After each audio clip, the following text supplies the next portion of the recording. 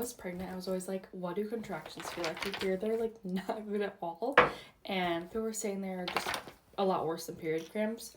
But I disagree. So let's talk about what contractions feel like and other things I just did not know about labor, giving birth until I did it.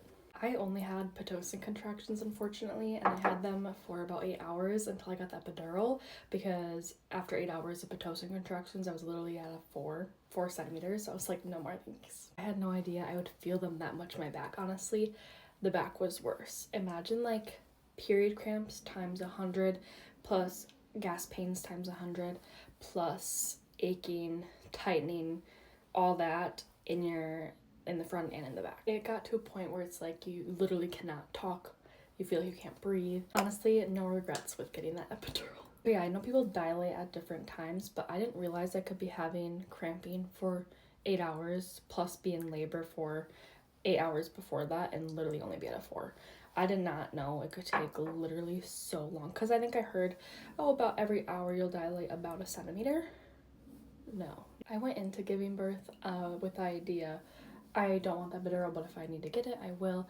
And I thought I would be more scared of that epidural. You hear it's this really long needle, and then you hear if you move, you would be paralyzed. And I was like freaking out before even going into it. I was like, that's another reason I don't want it. I'm like, I'm scared I'm gonna be paralyzed. I'm scared of the huge needle. But in the moment, you do not care. I didn't realize how much I would not care. I'm like, I'm in pain.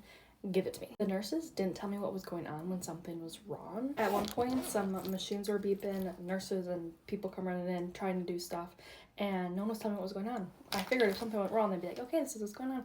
They didn't tell me until after the fact that my blood pressure dropped, baby wasn't getting oxygen. I will never forget what it feels like to have your water break. I only had about this much come out of me at home, and then the rest broke at the hospital, but it is very warm. I didn't really know what to expect with how I'd feel when the baby comes out. I didn't really comprehend that once that head comes out, usually, at least in my case, I know not always, like it literally felt, I told my husband afterwards, like a really moist turkey, like just a big turkey coming out. So smooth, so liquidy. I didn't realize how little I would use for my hospital bag. I brought outfits, bras, nipple cream. I didn't use literally anything.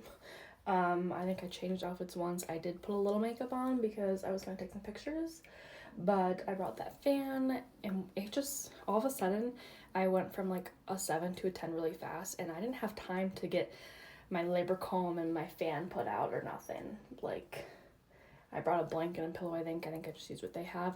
You really can just walk in with your phone, maybe one pair of clothes, and you're good. Just how much you bleed down there. Like, I was constantly having to change my padding,